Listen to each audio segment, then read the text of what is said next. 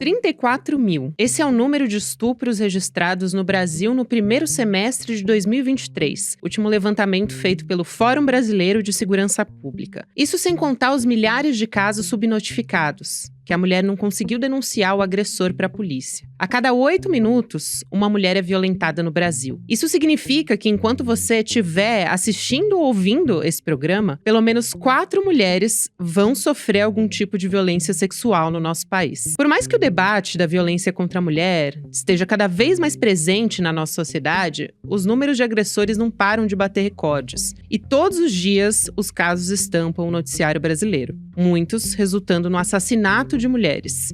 Feminicídios. Nessa semana, o jogador de futebol, Daniel Alves, está sendo julgado por ter cometido estupro em 2022 na Espanha. Mas mesmo que o júri decida pela condenação dele, parte da sociedade já inocentou Daniel Alves. Nas redes, diversos comentários questionando a versão da vítima. Ela tinha bebido, a testemunha é amiga da vítima, não tem credibilidade, ela só quer fama, por aí vai. Até o Neymar, ídolo brasileiro, doou R$800 mil para reduzir a pena do amigo. Vale lembrar que o Neymar também já foi denunciado por estupro em 2019 e está envolvido em outros casos de assédio. A decisão sobre o julgamento de Daniel Alves vai dar uma resposta para a sociedade. Quarta-feira, 7 de fevereiro de 2024.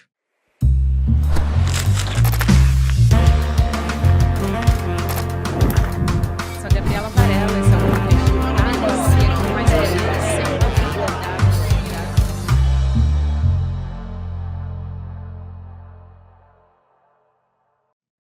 Olá, seja muito bem-vindo, seja muito bem-vinda. Eu sou a Gabriela Varela, esse é o Videocast em Detalhes. E aqui, todos os dias, de segunda a sexta-feira, sempre com um convidado, uma convidada, a gente analisa uma temática, uma notícia importante do momento. Hoje a gente vai conversar sobre o caso Daniel Alves. A gente está acompanhando o julgamento do jogador brasileiro lá em Barcelona, na Espanha, e eu vou conversar com a advogada Maíra Recchia. Faz tempo que a gente não conversa com a doutora Maíra, é um prazer recebê-la aqui. No Em Detalhes, na verdade, pela primeira vez a doutora Maíra está vindo. Prazer falar contigo, doutora. Obrigada, Gabi, obrigada pelo convite, é uma honra e uma alegria estar aqui com vocês. Imagina, o prazer é todo nosso. Obrigada. Doutora, vamos falar primeiro sobre a expectativa da defesa do Daniel Alves. É de que ele deve alegar que ele estava sob o efeito de álcool quando aconteceu essa denúncia de estupro numa boate lá em Barcelona. E ele vai tentar uma redução da pena. Inclusive, pelo que eu li, lá na Espanha, essa é uma ferramenta para tentar reduzir a pena. Ele já fez diversas afirmações nesse meio tempo, afirmações de que ele negou totalmente, ele já alegou depois que houve relação sexual, que ele disse que foi consentida. Na sua avaliação, além desse vai e vem todo, como é que está o cenário agora, quando a gente está conversando, sobre a condenação para condenar o Daniel Alves nesse momento e como é que o caso dele pode impactar em outras decisões daqui para frente, inclusive aqui no Brasil também?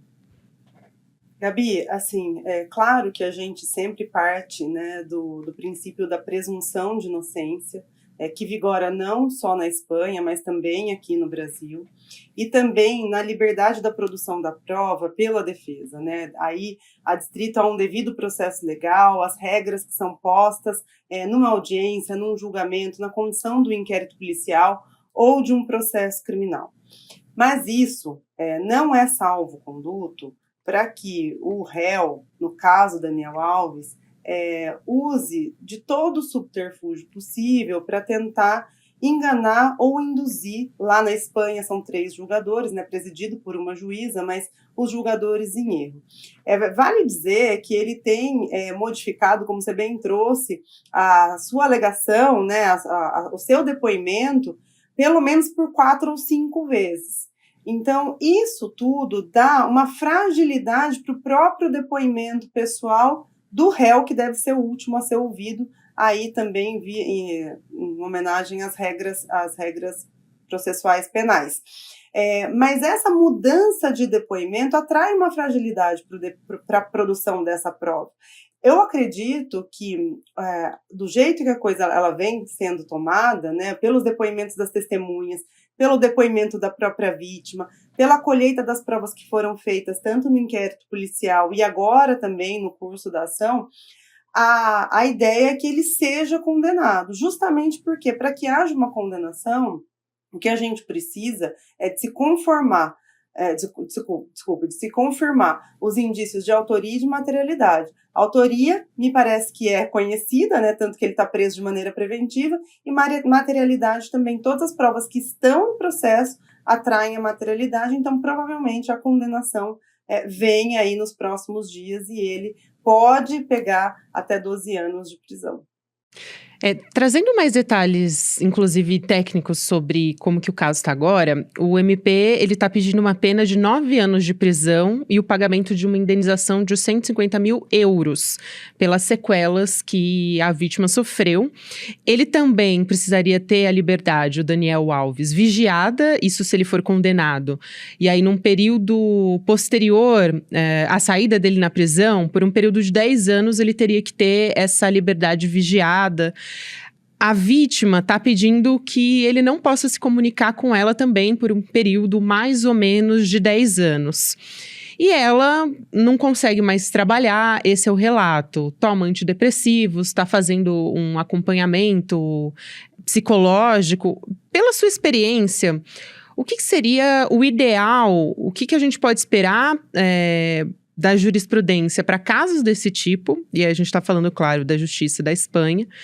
Mas o que seria o ideal e o que a gente deve ter, como você disse, né, Maíra? A gente deve ter, em breve, de fato, uma condenação do Daniel Alves. Mas ela vai ser a contento? É isso que eu te pergunto. Porque, claro, quando a gente está falando aqui de reparação, a gente está falando de uma reparação jurídica, não que necessariamente essa vítima ela vai ter uma reparação a contento do crime a que ela foi vítima, né? Nesses casos, Gabi, inclusive, é muito triste de acompanhar, porque para além da violência que ela sofreu, a gente vê diversas vezes um outro julgamento da vítima.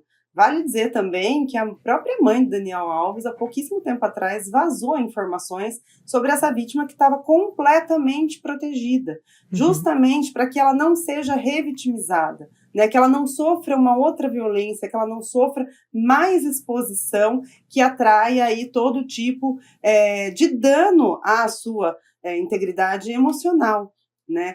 Então, quando a gente fala de reparação, quando o crime já aconteceu, e aí a gente obrigatoriamente vai para a questão da punição e uma eventual reparação, a conta que ele vai acertar agora, exceto a indenização, é com o Estado, né? Então, a pena que ele vai cumprir, seja uma pena de 9 anos, seja uma pena de 12 anos, que me parece que é o que a assistência de acusação também está pleiteando, a família da vítima, em nome da vítima, está pleiteando uma pena de 12 anos, ele vai cumprir essa pena, e aí, se eu não me engano também, ele já pagou uma quantia à Justiça da Espanha para que essa pena possa também ser reduzida à metade, a pena a qual ele for condenado possa ser reduzida à metade, e depois ele vai, uma vez cumprida a pena, ele acertou as contas com a Justiça espanhola, mas a vítima, infelizmente, ainda que ele seja obrigada a não entrar em contato com ela por qualquer meio, ela vai carregar essas sequelas pelo resto da sua vida.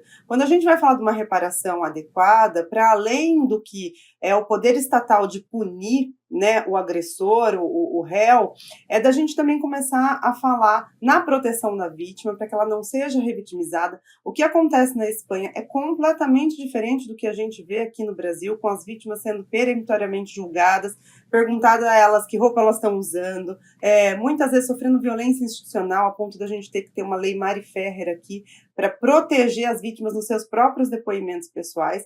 Mas quando a gente fala da reparação, mais do que isso, a gente tem que ter ferramentas de proteção e de educação para que essa cultura do estupro ela seja combatida e não seja reproduzida.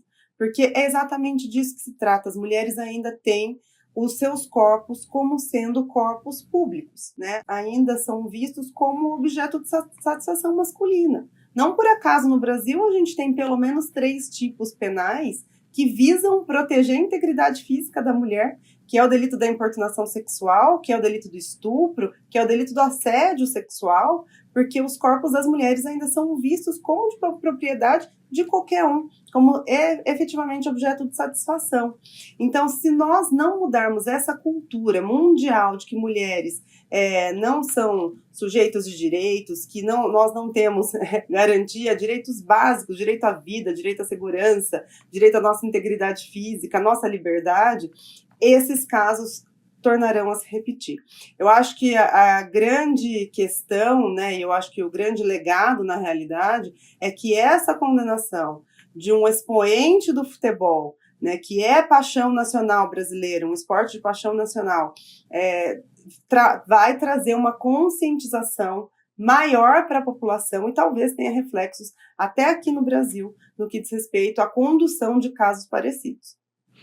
Você tocou em pontos aqui fundamentais. Justamente eu queria te ouvir sobre o quanto as mulheres sofrem quando elas decidem denunciar estupro, assédio sexual, especialmente quando a gente está falando de um homem que tem algum tipo de posição de poder. A gente está falando do Daniel Alves, que é um jogador de futebol conhecido mundialmente, que tem poder aquisitivo. E o que a gente acompanha ainda hoje é justamente a mulher sendo ou desacreditada ou também acusada de querer tirar vantagem em cima disso. Nesse caso, a vítima especificamente estava sendo protegida até ter esse episódio da mãe do Daniel Alves. Quer dizer, se falar em vantagem quando essa mulher quer ter, inclusive, a identidade dela preservada, porque ela tem esse direito, e mesmo que ela não tivesse, que ela fosse uma pessoa também conhecida, eu quero te ouvir a respeito disso, porque, inclusive, muitas vezes os agressores, eles usam como uma forma de estratégia, abrem processo na justiça, querendo inverter a situação.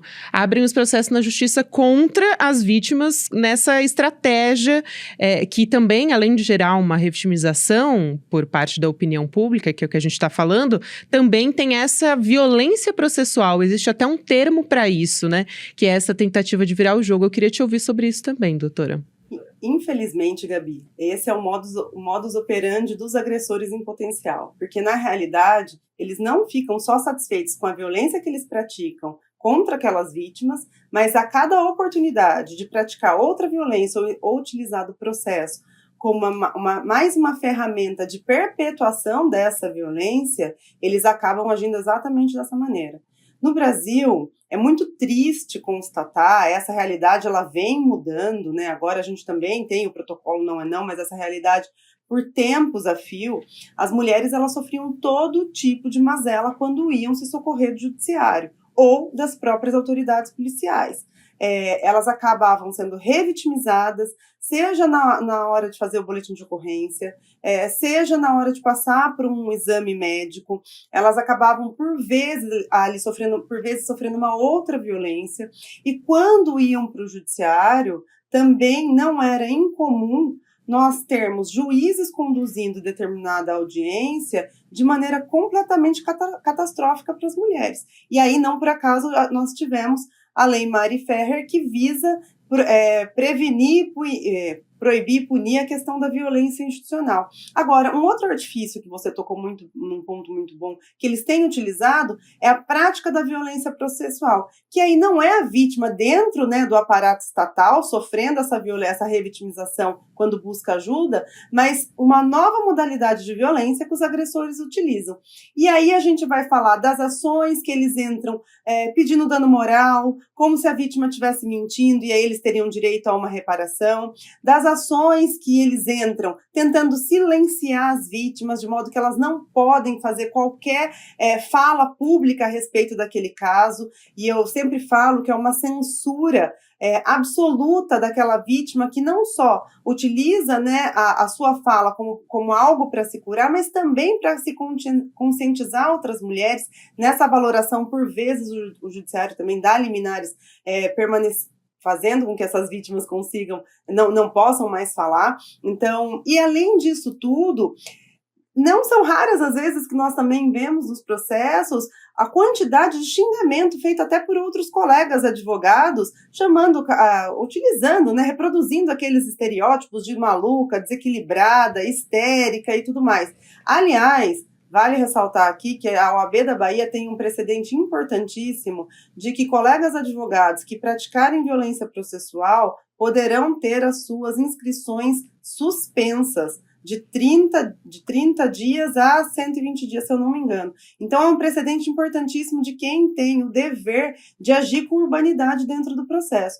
A gente avançou um pouco, e por isso que eu acho que essa realidade ela vem mudando, porque desde 2021 nós temos pelo CNJ uma cartilha que é um protocolo para julgamentos com perspectiva de gênero, que é de obrigação, é obrigatória para aplicação em todos os julgamentos, todos os juízes e juízas têm que utilizar essa cartilha toda vez que alguém do gênero feminino estiver no cerne da discussão processual. E aí isso vem fazendo com que a tônica dos julgamentos no judiciário esteja aqui mudando um pouco para que a mulher, para que tenha esse olhar diferenciado para a questão de gênero e para que as mulheres sejam respeitadas. Porque, infelizmente, até então, até pouquíssimo tempo atrás, aliás, a gente estava travando discussões a respeito da legítima defesa da honra dos homens em casos de feminicídio. Então, esse é um indicativo muito triste do quão atrasado nós estamos nessa temática. Muito bem lembrado, e o caso da Ângela Diniz é muito emblemático para essa história, né? É um caso que repercutiu bastante nos anos 80, 90, e a gente lembra como uma superação, né? Foi uma etapa de superação na justiça para que a gente não repita mais essa ferramenta do machismo dentro dessas ações. Agora, você citou também muito bem, doutor, o caso Mari Ferrer, que foi uma dessas revitimizações de uma pessoa que estava denunciando um estupro, inclusive que resultou numa lei, mas a repórter que denunciou esse caso, inclusive, foi condenada à prisão e centenas de reais em multa, né? 400 mil reais em multa por revelar esse caso, Mari Ferrer. E talvez se não fosse a Shirley Alves, que foi a jornalista que revelou, a gente nem soubesse do caso da Mari Ferrer, não teria causado essa comoção e a gente não teria tido uma lei. Só fazendo esse parênteses aqui, porque eu acho muito importante, quando a gente está falando desse caso, que está tendo tanta repercussão na mídia, a gente dá uma resposta para a sociedade como um todo, né? A gente ter uma condenação a isso também.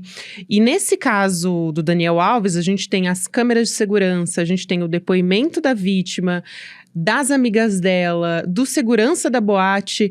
O que é suficiente para que não só a justiça, mas que para a sociedade acredite no depoimento da vítima? Eu queria te ouvir sobre a importância disso para provar que as leis funcionam e, mais do que isso, para que os protocolos de denúncia funcionam, né?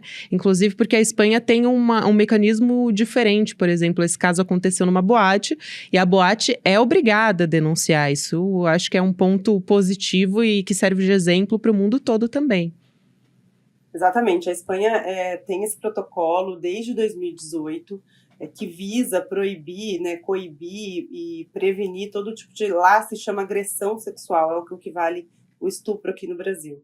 E esse protocolo foi fundamental para que o ato ele fosse identificado, né, porque a vítima estava extremamente abalada, a princípio parece que não queria falar nem denunciar, e a frase que ela dizia muitas vezes, e que veio a público agora, em virtude do julgamento, é que ninguém acreditaria nela. Né, que é um medo que muitas vítimas têm, porque essas relações de assédio, né, de violência, de grave ameaça, elas mexem muito com uma estrutura de poder, uma estrutura machista de poder, né, então de subserviência das mulheres. E aí é exatamente esse o sentimento que muitas vítimas acabam relatando, o medo de não terem as suas palavras levadas a sério, né, de acabarem sendo descredibilizadas. Hoje, o que nós temos, infelizmente também, assim, longe de querer ter uma visão pessimista, mas também eu tinha até uma frase que a gente utilizava muito, que não eram, às vezes muitas provas não eram suficientes para contestar a negativa de um homem, porque por vezes o judiciário também julgava com base nessa valoração maior do que o réu dizia. Hoje isso mudou um pouco.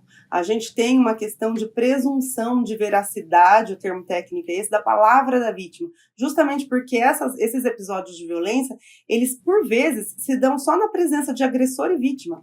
Então, você tem que ter a palavra da vítima como sendo o ponto central da investigação. Claro que não pode ser dissociada de qualquer outro elemento de prova, tem que estar contextualizado, mas havendo o mínimo ali de indícios de que ela está falando realmente aconteceu, a palavra dela tem que ser valorada, tem que ser, ter um peso maior. E, Gabi, eu acho que é importante também a gente ressaltar, porque foi muito recente, que mais uma ferramenta também tentando proteger as vítimas, né, e a valoração da sua palavra, é agora uma decisão recentíssima do judiciário brasileiro, impedindo que questões relativas à vida pregressa da vítima, então, a vida sexual pregressa da vítima, também não podem mais ser levantadas numa investigação ou no curso de um processo, seja ele de natureza civil, seja ele de natureza criminal, porque também era ferramenta de defesa tentar desmoralizar, entre muitas aspas,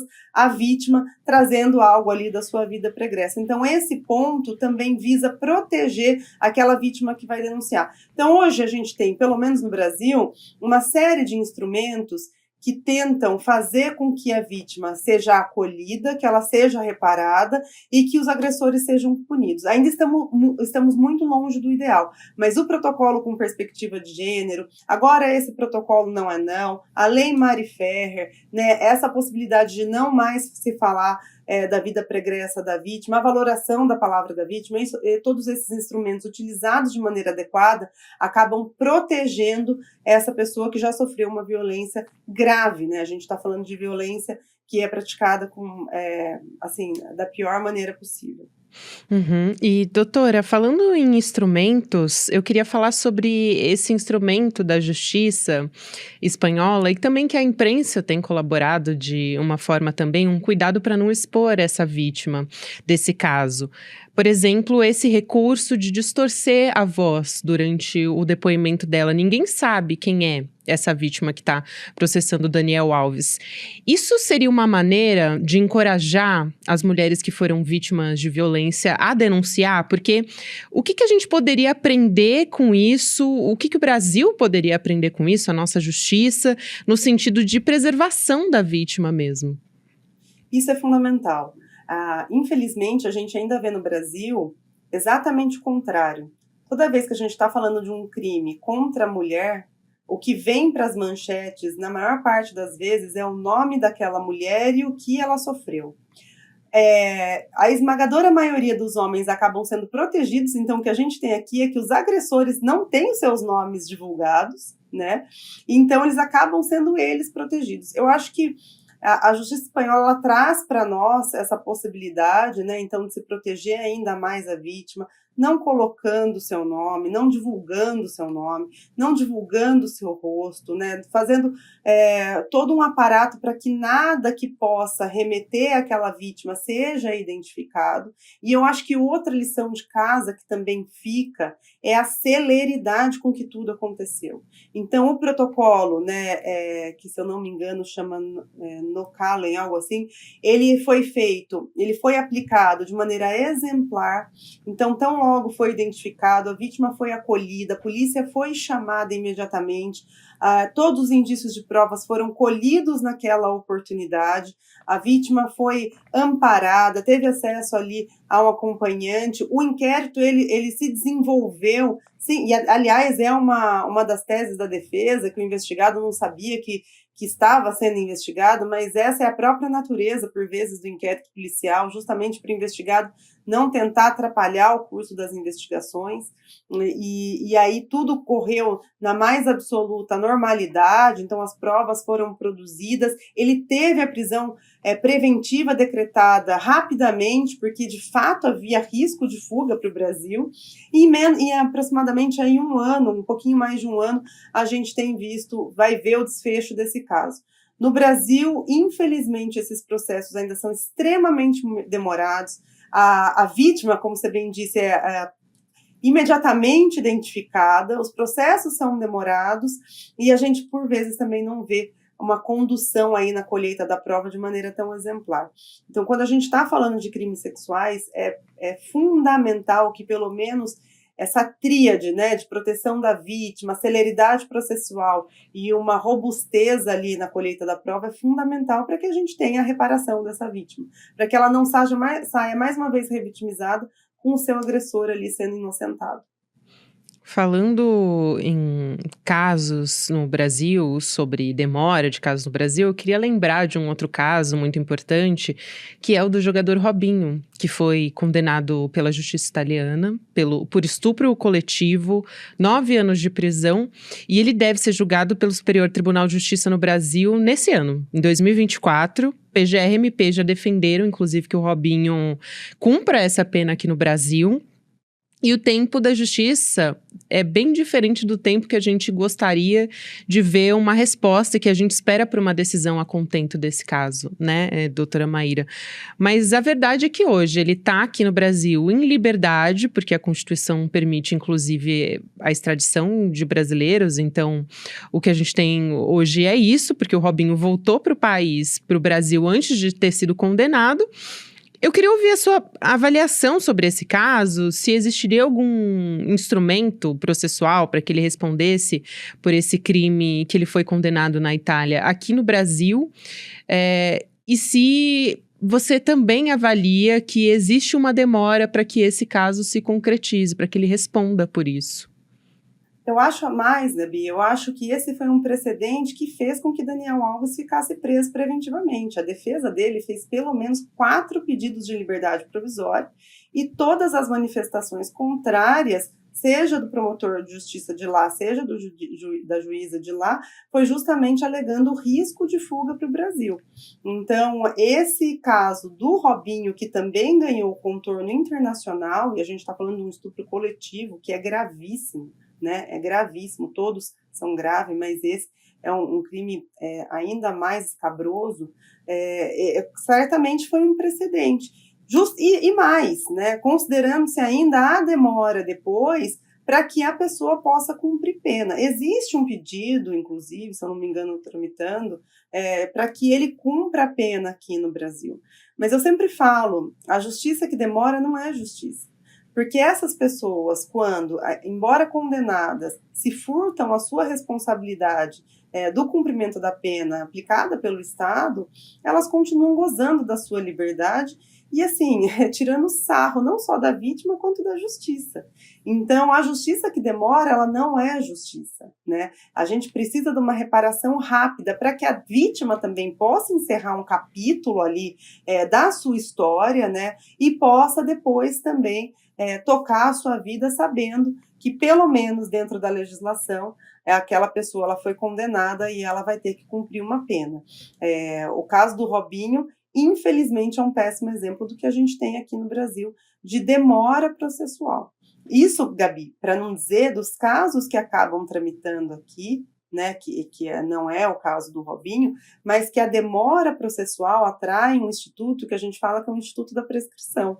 Ou seja, a pessoa, ela pode até ser condenada, mas dependendo do tempo que o processo demorou, e ali você tem várias fases de interrupção, recebimento da denúncia, prolação da sentença, mas se dentre um ou outro, né, dentro de um marco e outro, ocorreu ali um decurso de prazo que tem previsão no Código Penal, no Código de Processo Penal, a pessoa pode ser condenada, mas ela pode não cumprir a pena porque operou o Instituto da Prescrição, que é ainda mais grave. A pessoa sequer é responsabilizada, né, penalmente sobre isso. Exatamente. A gente espera ter um desfecho minimamente a contento no caso do jogador Daniel Alves. Foi um prazer conversar contigo, a doutora Maíra Ré, que é advogada. Seja sempre muito bem-vinda aqui ao Em Detalhes e ao ICL também, querida. Obrigada, Gabi. É sempre uma honra e uma alegria. E eu sou fã número 1 de vocês. Muito obrigada sempre pelo convite. É recíproco. Um beijo, até mais. O Videocast em Detalhes fica por aqui. O próximo episódio vai ao ar às 10h30 da manhã, ao vivo no YouTube. E antes de encerrar, eu quero te convidar para uma aula com o Renato Freitas, que é deputado estadual do Paraná. Ele deu uma entrevista com o Eduardo Moreira, para o Eduardo Moreira, a respeito da história dele. O Renato, que é bastante conhecido por denunciar as elites e também de ser uma figura importante, de ter uma história importante da periferia, mas ele contou bastante sobre a história dele, que não foi casos que não foram revelados ainda. Então, vai ser um encontro bastante importante que vai acontecer no dia 18 de fevereiro, às 8 horas da noite, também é de graça. É um domingo, como é de praxe nas nossas aulas também, mas para você assistir tem que fazer inscrição, então tem que acessar emdetalhesicl.com.br/aula para garantir a vaga e aí poder acessar essa aula gratuita e que vai ser bastante impactante. Muito obrigada, agora sim, você que me acompanhou até aqui, porque a partir de agora você fica com o Mercado Investimentos, depois tem o Rolê CL, 6 horas da noite, CL Notícias, segunda edição, e todos os episódios também estão disponíveis nas plataformas de áudio a partir das 7, 8 horas da manhã. Até mais! Talvez a pessoa que mais sofre ataques hoje em dia, censura e tentativa de ser calado, seja o Renato Freitas, deputado estadual pelo Paraná. Ele que representa, como poucas pessoas já representaram até hoje na história do nosso país, a voz da periferia e coloca a elite brasileira diante de um espelho para ver a sua hipocrisia. Vai conversar com a gente aqui no ICL no dia 18 de fevereiro, um domingo às 8 horas da noite, e revelar coisas que nunca revelou até hoje. Informações chocantes e que vão fazer com que todo mundo entenda como é inspiradora, mas como é difícil a luta desse nosso irmão. Se você quer participar desse encontro, se inscreva agora no link aqui em cima ou aqui embaixo, gratuitamente, e chame seus amigos e amigas para participar também. Você vai ouvir uma das histórias mais fortes, mas talvez uma das mais inspiradoras que você já ouviu na sua vida. Se inscreve agora.